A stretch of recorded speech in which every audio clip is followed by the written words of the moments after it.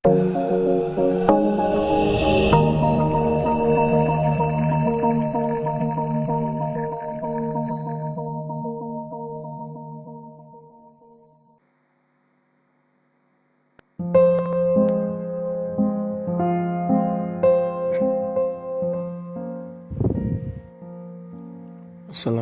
warahmatullahi wabarakatuh. Salam sehat sejahtera untuk kita semua. Salam hangat kepada seluruh bakti lovers dimanapun kalian berada. Semoga senantiasa diberikan rahmah dan berkah kesehatan dari Allah Subhanahu wa Ta'ala kepada kita semua. Amin.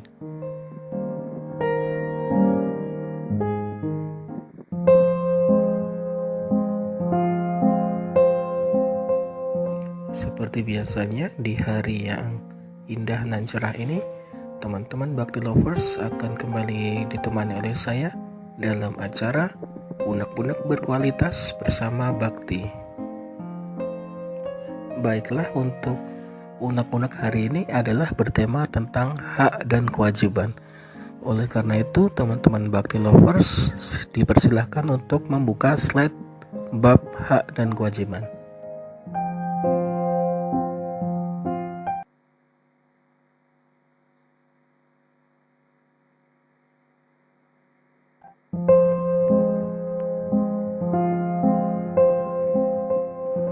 Baiklah, berikut adalah beberapa hak dan kewajiban yang dimiliki oleh warga negara Indonesia yang bersumber dari Undang-Undang Dasar 1945. Yang pertama adalah pada pembukaan Undang-Undang Dasar Negara Republik Indonesia, yaitu bahwa adalah hak dan warga negara untuk merdeka dan bebas dari penjajahan. Hal ini tercantum jelas dalam pembukaan, karena bangsa Indonesia atau negara Indonesia mendukung penghapusan penjajahan di atas dunia karena tidak sesuai dengan pri kemanusiaan dan pri keadilan. Nah, jadi bakti lovers dapat kita simpulkan bahwa kita sebagai warga negara Indonesia sangat menentang segala bentuk perbudakan maupun penjajahan yang terjadi di atas dunia, di atas bumi ini. Nah, mungkin kaum milenial tahu apa contoh dari perbudakan yang sedang hangat saat ini, yaitu contohnya adalah bucin atau budak cinta ya. Nah, jadi bakti lovers jangan mau dijadikan budak cinta. Kita mengeluarkan apa saja hanya untuk pasangan kita, padahal pasangan kita yang kita kasih malah cuek-cuek saja kepada kita. Kita sudah memberikan segalanya, mengabaikan pekerjaan, mengeluarkan uang demi pasangan, mengeluarkan waktu demi pasangan, tapi malah wanita tersebut tidak menghargai kita. Itu kan sama saja kita diperbudak oleh cinta itu. Demikian juga pada kaum Hawa, jangan mau menjadi orang yang memperbudak, karena itu tidak sesuai dengan hak dan kewajiban kita sebagai warga negara ya. Setuju ya? Nah, itu cuma contoh candaan saja ya bakti lovers. Kita lanjutkan beberapa hak dan kewajiban yang berasal dari batang tubuh Undang-Undang Dasar, yaitu pada pasal 6 ayat 1, yaitu bahwa hak warga negara untuk menjadi presiden dan wakil presiden. Jadi setiap warga negara Indonesia berhak untuk menjadi presiden dan wakil presiden, namun pelaksanaannya diatur lebih lanjut dalam undang-undang. Jadi dapat kita simpulkan bahwa setiap warga negara Indonesia mempunyai hak untuk menjadi presiden dan wakil presiden, tapi tentu saja untuk pelaksanaannya diatur dengan undang-undang. Misalnya dalam Undang-Undang Nomor 42 Tahun 2008 ini mengenai pemilihan umum presiden dan wakil presiden, itu terdapat syarat-syaratnya, antara lain bertakwa kepada Tuhan Yang Maha Esa, kemudian berusia sekurang-kurangnya 35 tahun, berpendidikan paling rendah tamatan SMA atau sederajat, kemudian setia terhadap Indonesia, kemudian memiliki visi misi program pelaksanaan pemerintahan negara Republik Indonesia, tidak pernah dijatuhi pidana penjara selama 5 tahun atau lebih, dan lain-lain. Itu bisa dibaca sendiri di undang-undangnya. Jadi bisa kita simpulkan bahwa untuk menjadi presiden dan wakil presiden Republik Indonesia itu bukan didasari atas suku. Presiden Indonesia harus hanya dari suku tertentu, hanya dari agama tertentu saja, hanya dari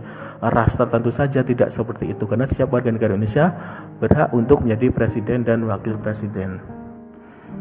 Kita lanjutkan, kemudian pada pasal 27 ayat 1 mengenai hak setiap warga negara bersamaan dengan kedudukannya di dalam hukum dan pemerintahannya. Jadi merupakan hak dari warga negara untuk memiliki kedudukan yang sama saat berada di hadapan hukum, bahwa hukum itu berlaku bagi setiap warga negara tanpa kecuali, tidak dibeda-bedakan. Jadi tidak dibeda-bedakan baik dia miskin atau kaya, baik dia six pack ataupun gendut, baik dia misalnya perempuan cantik dan seksi lalu tidak dihukum, itu tidak bisa begitu. Jadi semuanya memiliki kedudukan yang sama di dalam hukum. Kita lanjutkan pada pasal 27, yaitu di ayat 2-nya, hak warga negara untuk mendapatkan penghidupan yang layak. Jadi setiap warga negara mempunyai hak untuk berusaha atau untuk mengusahakan sesuatu agar mencapai tujuan kehidupan layaknya tersebut. Jadi setiap warga negara itu berhak untuk mendapatkan pekerjaan juga untuk memenuhi kebutuhannya. Sedangkan syarat tentang pekerjaan ini diatur dalam Undang-Undang Ketenagakerjaan. Kemudian pada ayat 3-nya, hak warga negara dalam membela negara, yaitu setiap warga negara berhak untuk mencintai tanah airnya. Jika ada gangguan terhadap keutuhan dan kestabilan dari NKRI, maka warga negara Indonesia berhak untuk membelanya. Lanjut pada pasal 28, setelah adanya amandemen keempat Undang-Undang Dasar, pasal 28 ditambah sehingga sekarang ada pasal 28A sampai pasal 28J yang mengatur tentang hak asasi manusia. Kemudian pasal 28 sendiri mengatur tentang hak warga negara untuk mengeluarkan pendapat. Jadi warga negara berhak mengeluarkan pendapat baik secara lisan maupun tulisan. Meskipun demikian tetap ada aturannya yang diatur dalam undang-undang. Kemudian selain tentang hak mengeluarkan pendapat, pasal 28 juga mengatur hak dari setiap warga negara untuk berserikat dan berkumpul. Jadi setiap warga negara Indonesia berhak untuk membuat perkumpulan, bisa berupa organisasi atau perserikatan atau partai atau lembaga dan sebagainya.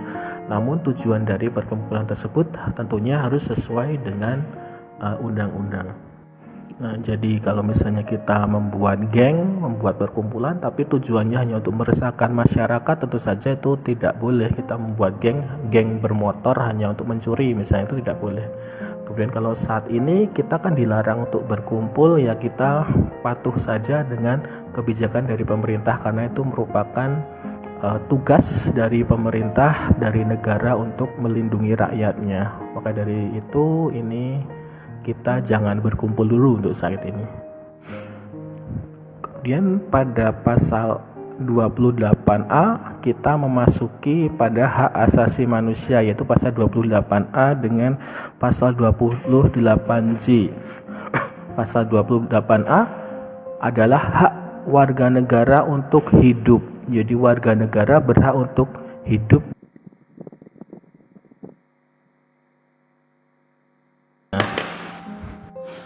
Kemudian tadi pasal 28 adalah untuk tentang hak untuk hidup. Sedangkan pasal 28 ayat 1 tentang hak warga negara untuk menikah. Jadi untuk menikah, untuk membentuk suatu keluarga dan untuk memiliki keturunan itu adalah hak asasi manusia. Jadi memiliki anak adalah hak asasi manusia. Tidak ada negara, tidak ada seorang pun yang boleh untuk menghalang-halangi kita mempunyai keturunan. Kita tidak boleh dilarang untuk mempunyai keturunan karena merupakan hak asasi manusia. Hal demikian juga sama untuk menikah. Menikah adalah hak asasi manusia. Meskipun demikian saya sendiri juga saat ini belum menikah, jadi saya bisa saja menuntut para gadis-gadis karena mereka sudah melanggar hak asasi saya untuk menikah itu. Jadi para bakti lovers, kalau misalnya ditolak lamarannya, itu berarti gadis tersebut sudah melanggar hak asasi kita untuk menikah. Nah, itu setuju enggak ini pendapatnya bakti lovers seperti apa gitu. Jadi bagi para gadis-gadis jangan menolak jika dilamar ya, karena menikah adalah hak asasi manusia. Kemudian ayat 2-nya mengatur tentang hak dari anak-anak untuk tumbuh dan berkembang menjadi orang dewasa. Jadi adalah hak asasi manusia bagi anak-anak dalam berkembang itu harus bebas dari segala unsur kekerasan dan unsur diskriminasi. Kita lanjutkan pasal 28C, yaitu mengenai hak asasi manusia setiap warga negara untuk mengembangkan diri. Nah, jadi setiap warga negara itu dijamin pemenuhan kebutuhan dasarnya di pemerintah harus bisa memberikan logistik agar setiap warga negara bisa mendapatkan kebutuhan dasarnya. Kemudian juga berhak untuk mendapatkan fasilitas pendidikan, berhak untuk mendapat manfaat dari ilmu pengetahuan dan teknologi, dari seni, kebudayaan, ini demi meningkatkan kualitas hidup dan juga kesejahteraan sebagai manusia. Jadi kita tidak boleh dijauhkan dari komputer, kita tidak boleh dijauhkan dari HP. Jadi, warga negara Indonesia tidak boleh memiliki HP, itu tentu saja tidak boleh, karena kita itu merupakan hak asasi manusia untuk kita menerima manfaat dari iptek. Kita lanjutkan pasal 28D, ada 4 ayat. Ayat pertama adalah hak untuk memperoleh keadilan hukum. Jadi seperti tadi kita mempunyai kepastian hukum, kita mempunyai perlindungan dari hukum, dan juga equality before the law atau persamaan di hadapan hukum. Pasal 2, hak untuk bekerja dengan upah yang layak atau hak di bidang ekonomi. Kemudian selain upahnya layak, juga perlakuan yang layak dan adil dalam hubungan pekerjaan. Itu hak asasi manusia di ayat kedua. Ayat ketiganya, kita mempunyai kesempatan yang sama dalam pemerintahan. Sedangkan ayat keempatnya sudah pernah kita singgung dahulu bahwa merupakan hak asasi manusia untuk memiliki status kewarganegaraan. Kita lanjutkan pasal 28E, kita mempunyai kebebasan untuk memeluk agama dan beribadah. Selain itu juga tentang freedom of movement atau kebebasan bergerak. Jadi kita bebas, kita mempunyai hak untuk tinggal di suatu wilayah negara maupun meninggalkan dan kembali ke wilayah tersebut. Nah, jadi kan ini ya, jadi pasal tentang hak asasi manusia pasal 28A dan sampai pasal 28J itu adalah hasil kita mengadopsi dari konvensi internasional, yaitu Deklarasi Universal Hak Asasi Manusia, kita nasionalisasikan menjadi undang-undang dasar ini. Kita lanjutkan saja pasal 28F, yaitu tentang hak untuk bersosialisasi, yaitu memperoleh informasi, mencari, mengolah, dan menyampaikan informasi dengan saluran yang tersedia, tapi tentu saja harus yang sesuai dengan hukum gitu. Kemudian pasal 28G, hak atas perlindungan diri, pribadi, atau keluarga. Jadi rasa aman, jadi kita bebas dari rasa ketakutan untuk berbuat maupun tidak berbuat gitu. Jadi bebas dari freedom from fear. Kemudian bebas dari penyiksaan yang merendahkan martabat manusia. Pasal 28G juga mengatur tentang kebebasan kita untuk mencari perlindungan berupa suaka politik ke negara lain. Nah, seperti yang kita bahas sebelumnya, suaka politik diberikan kepada suatu penjahat politik, yaitu seseorang yang memiliki pandangan politik yang berbeda dengan negaranya, maka dia mempunyai hak untuk menjadi pencari suaka politik di negara lain. Kita lanjutkan pasal 28H, hak atas jaminan sosial dan hak milik. Hak milik pribadi yang tidak boleh diambil secara semena-mena oleh siapapun. Ini termasuk juga tentang hak milik atas tanah juga, diatur dalam undang-undang. Kemudian pasal 28I mengenai non-derogative rights. Apa itu non-derogative rights? Hak non-derogative rights adalah hak asasi manusia yang tidak boleh dikurangi pemenuhannya oleh negara dalam keadaan apapun, baik itu mau keadaan perang, keadaan krisis ekonomi, keadaan konflik bersenjata, keadaan darurat. Hak non-derogative right ini harus terus dipenuhi oleh negara apa saja sesuai dengan pasal 28I tadi, yaitu antara lain hak untuk hidup, hak untuk tidak disiksa, hak kebebasan pribadi, pikiran dan hati nurani, hak untuk beragama, hak untuk tidak diperbudak, hak untuk diakui sebagai pribadi dan persamaan di hadapan hukum, hak untuk tidak dituntut atas dasar hukum yang berlaku syurut. Nah, itu merupakan hak non-derogable rights yang diatur dalam pasal dan dijamin dalam pasal 28I ini. Kita lanjutkan saja bagi lovers. Kemudian yang menarik lagi adalah di pasal 28J.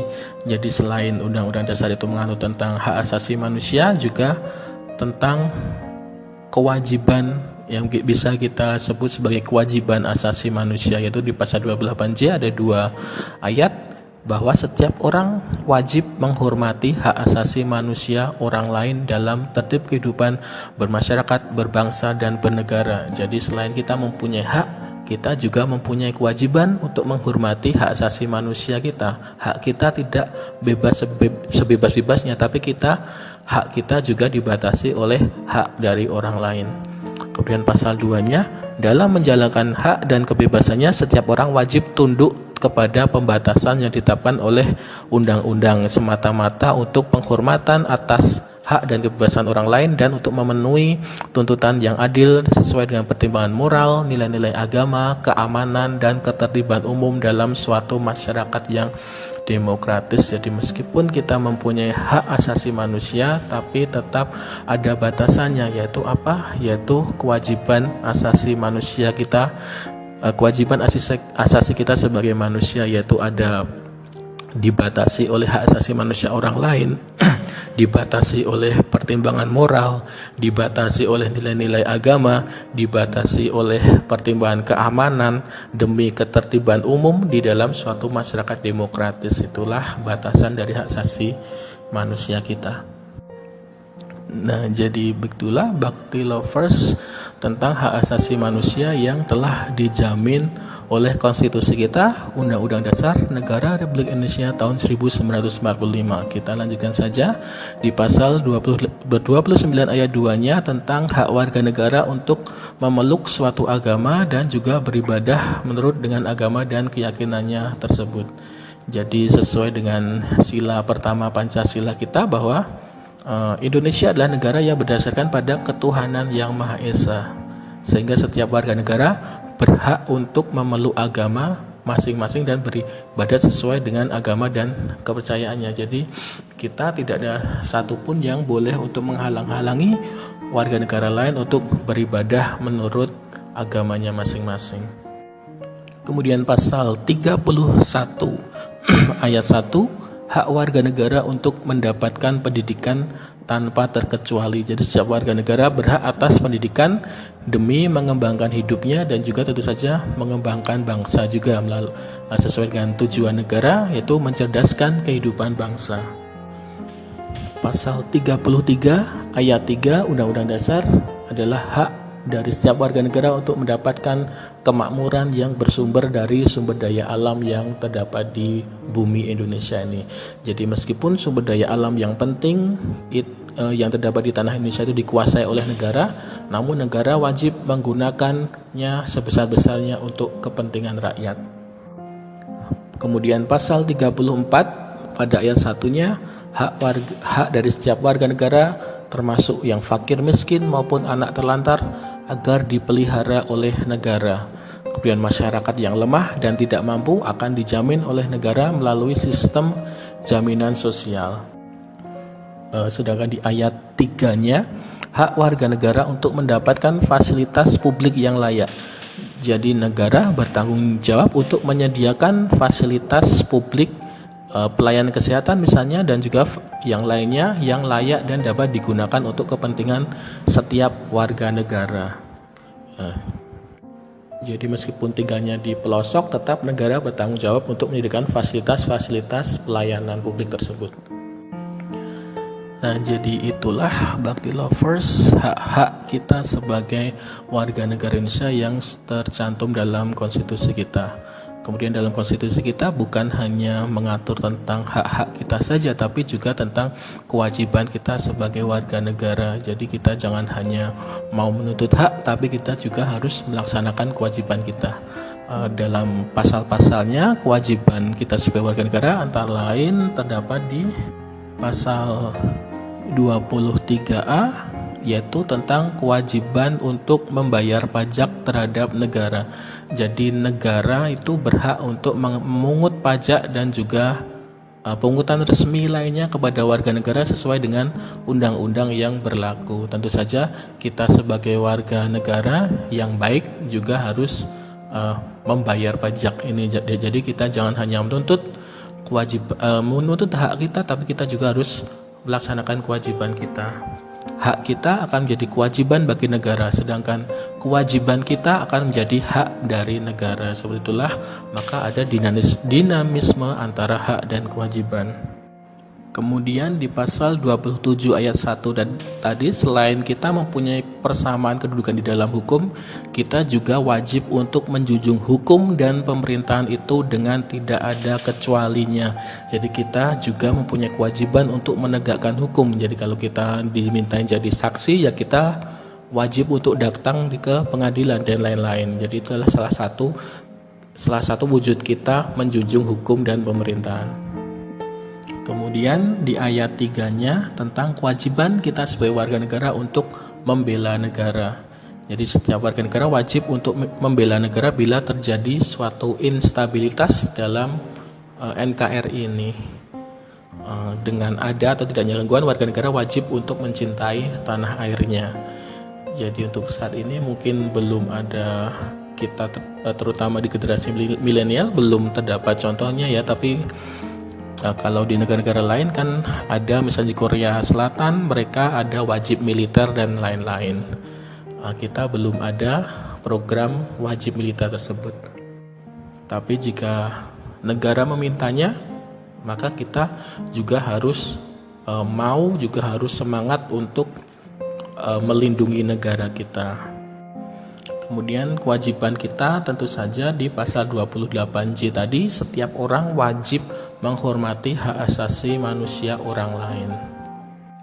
Jadi dalam menjalankan hak dan kebebasan, setiap orang tetap wajib tunduk terhadap pembatasan yang ditetapkan undang-undang dengan maksud untuk menjamin pengakuan serta penghormatan atas hak kebebasan orang lain dan untuk memenuhi tuntutan yang adil sesuai dengan pertimbangan moral, nilai-nilai agama, keamanan, dan ketertiban umum dalam suatu masyarakat yang demokratis tadi.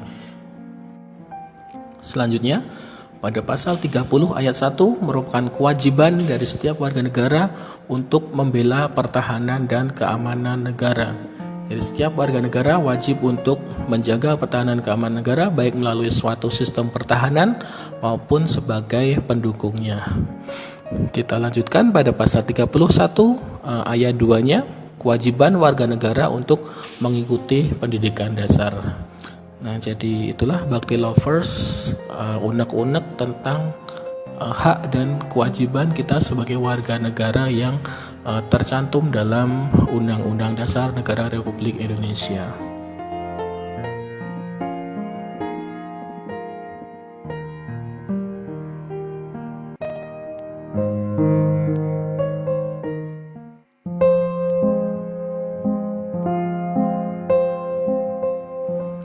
Nah, jadi demikianlah Bakti Lovers tentang hak dan kewajiban kita sebagai warga negara Indonesia.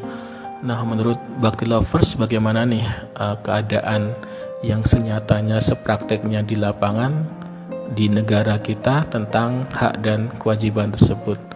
Nah, mungkin banyak unek-unek dari Bakti Lovers yang mungkin menyalahkan pihak ini, menyalahkan pihak itu, menyalahkan pemerintah, menyalahkan pemerintahan, menyalahkan siapa-siapa. Namun di samping itu kita juga harus bisa berkaca pada diri sendiri, Bakti Lovers. Seperti yang sudah kita sampaikan tadi, kita jangan hanya menuntut tentang hak kita saja, tapi kita juga harus memperhatikan tentang kewajiban kita sebagai warga negara. Jadi seperti yang kata bijak ya, jangan tanyakan apa yang negara berikan kepada kita, tapi tanyakan apa yang bisa kita berikan kepada negara gitu kan. Kata bijak bicara begitu. Tapi ya tentu saja sah-sah saja bagi warga negara untuk menuntut haknya kepada negara.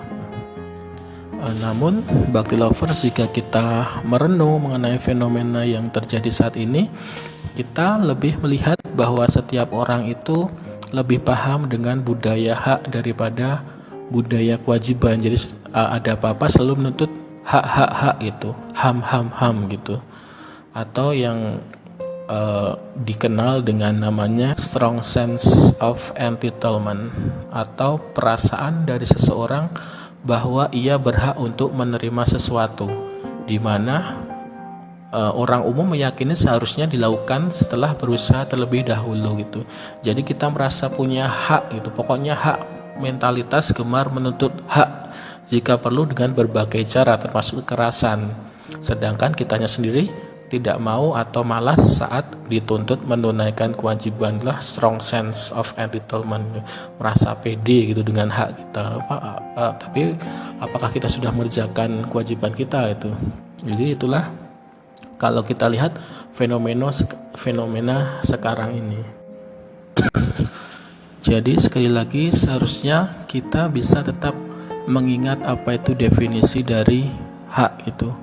Kan kita ketahui menurut pasal 1 Undang-Undang Nomor 39 Tahun 99 tentang hak asasi manusia, yaitu bahwa hak asasi manusia adalah seperangkat hak yang melekat pada hakikat dan keberadaan manusia sebagai makhluk Tuhan yang Maha Esa dan merupakan anugerahnya yang wajib dihormati, junjung tinggi dan dilindungi oleh negara, hukum, pemerintahan dan setiap orang demi kehormatan serta perlindungan harkat dan martabat manusia. Jadi sekali lagi, merupakan hak yang melekat kepada manusia sebagai makhluk Tuhan yang Maha Esa dan merupakan anugerahnya. Jadi bisa disimpulkan bahwa hak asasi manusia itu merupakan bersumber dari Tuhan yang Maha Esa. Oleh karena itu, semua yang dilarang oleh agama, semua yang dilarang oleh Tuhan yang Maha Esa bisa kita simpulkan sebagai kewajiban asasi manusia kita. Apakah pantas kita mengutamakan hak asasi manusia di atas kewajiban asasi manusia? Tentu tidak. Kita harus mengutamakan kewajiban asasi dulu, barulah kita bisa menuntut, bisa berbicara tentang hak asasi manusia gitu. Nah, jadi mungkin demikian saja teman-teman Bhakti Lovers. Untuk kuisnya saya ingin bertanya lagi. Jika masih ingat Bhakti Lovers, tolong dijawab melalui pesan suara ini, apakah yang dimaksud dengan non-derogable rights? Silahkan dijawab melalui pesan suara di sini. Nah, jadi itulah Bhakti Lovers, unek-unek saya di hari ini. Untuk kekurangan atau ada kesalahan kata, saya ucapkan mohon maaf. Sampai bertemu lagi. Terima kasih. Wassalamualaikum warahmatullahi wabarakatuh. Terima kasih.